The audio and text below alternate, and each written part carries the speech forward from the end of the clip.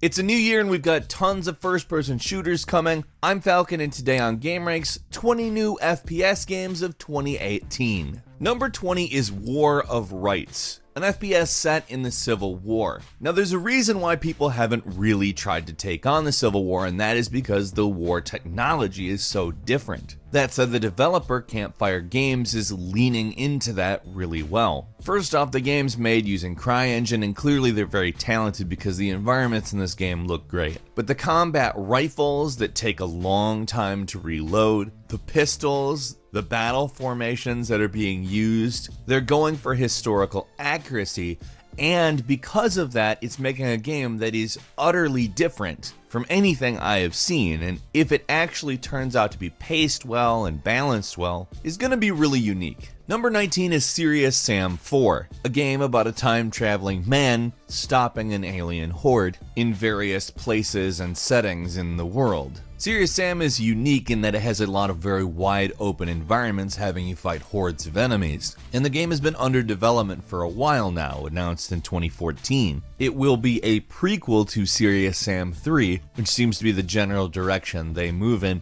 and the game apparently will retain a number of features and multiplayer modes from previous installments. They made heavy implications this was going to come out last year, but that obviously didn't happen. So let's all cross our fingers. Number 18, Black Room is a first-person shooter intended to return to the glory days of Doom, old school Doom. This is because John Romero and Adrian Carmack, two of the founders of id Software, are the people who are making this game. Black Room intends to be a jump back into the more classic era of FPSs, with controls that are intended to be a lot like Quake. It's a very interesting project, and I hope that they release something more substantial soon because it's supposed to be out in December of this year. Number 17 is Witchfire from the creators of The Vanishing of Ethan Carter. Now, that might make you say, what? But rest assured, this is a really good looking game. It has the same kind of environmental detail and style that you saw in Ethan Carter, but with mystic enemies that you use guns and magic powers against, and have a couple of abilities that are on display even in the trailer that obviously make the game a little bit different. There's a dash ability, for instance, that I think looks pretty cool. It reminds me a little bit of Vampire, except in the context of a first-person shooter. It also has a really cool art style as far as the enemies go. Now, they haven't released much info, but we really hope to see this year. It looks phenomenal. Number 16 is Warhammer Vermintide 2. Now, a game that is structured somewhat like Left 4 Dead, a cooperative shooter / melee game set in first person, but also set in Warhammer End Times. The original was hailed as a game that did a great job encouraging players to actually cooperate when playing co-op. The game had some criticism for its AI and some balancing issues, but I don't think they were bad enough to really care about. The first game was great, and if they take any of that criticism to heart, this game will be phenomenal. Number 15 is Hell Let Loose, a 100-player, multiplayer World War II simulation game where you'll experience accurate recreations of various different battles. Accurate down to the point where players will definitely do what they want, but still. It's an indie game that some people are calling a better Call of Duty World War II, but I think it kind of is apples to oranges. This is a different kind of game, and for people who like a more simulation-oriented experience, I think is going to be a lot better anyhow. Number 14 is Deep Rock Galactic, which kind of reminds me of a combination of Left 4 Dead and No Man's Sky, which I know sounds ridiculous, but it's procedurally generated, mineable environments that you do 4-player, fast-paced, arcade-type co-op shooting in as well. Frankly, this is the spin on the No Man's Sky type game that I didn't know I wanted very badly, but I do. Number 13 is Scorn, a game that takes place inside a big techno-organic type possibly building, possibly living thing, and has a bit of a 1990s Tool album cover vibe going. It's intended to be a surreal game where you'll be solving the mystery of where the hell you are, what the hell it is, and every new area of the game intends to have its own story, no doubt with some nightmarish, surrealist message. It's an interesting looking game, and if it manages to be fun on top of looking so unique for a game that's coming out nowadays, I think could be something special. Number 12 is Ready or Not, a tactical FPS that seems in a lot of ways very similar to the SWAT games, except maybe a bit more serious. You're going to have an analysis and planning phase, and the gameplay intends to be very heavily involved, intending to be more of a simulation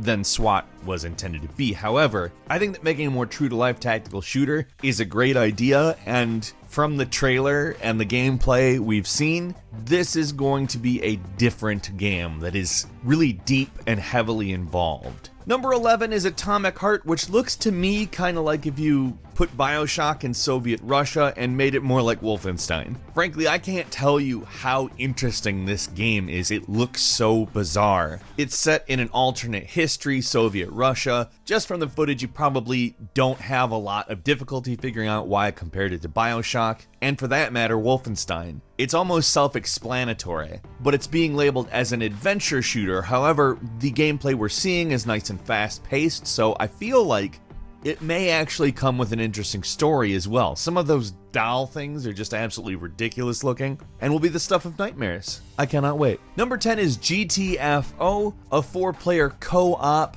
atmospheric game from the developers of Payday. The game takes place in an underground complex that has been overrun by quote-unquote horrifying monsters, and I hate to keep bringing up Left 4 Dead, but in some ways it looks a little bit like a sci-fi Left 4 Dead, although the gameplay does look a little bit slower paced, maybe a little bit less arcadey, and that's not necessarily a bad thing. I pretty much like all styles of FPS. It's just the execution that matters to me. But there's a certain sense of style that is coming through in all of the material that we've seen so far that has me excited, and I'm looking forward to seeing more of it. Number 9 is Hunt Showdown is a monster hunting FPS that kind of, and I mean kind of, acts as a really grim Monster Hunter style FPS. Not full-blown Monster Hunter style, keep in mind, it is much more grim. It is very, very obviously intended to be more hardcore. There's permadeath, and generally the atmosphere reads as a little bit more of a tactical / survival oriented game. Still, to incorporate the monster hunting element into a game like this, I think is a cool idea. Having a big survival game with huge boss monsters just seems like a great plan, and I'm really looking forward to it. Number 8 is Borderlands 3, the extremely visually unique series that is also very funny. Looks as though it's finally getting a long-awaited sequel. Now, they've moved Borderlands to the Unreal 4 engine, so it seems like it's going to be getting a visual upgrade. We've seen a couple of tech demos, and they do look better,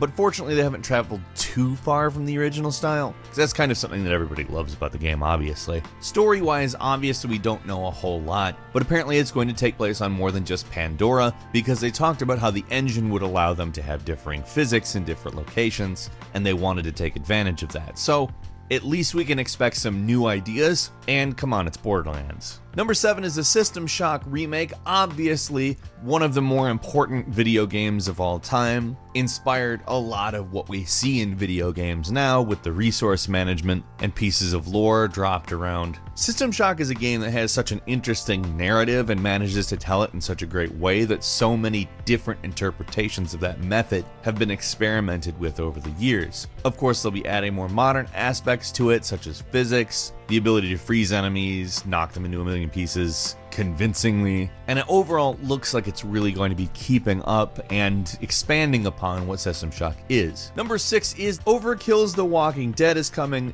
this year, and it is a 4-player co-op FPS set in Washington, D.C. after the zombie apocalypse that happens in The Walking Dead.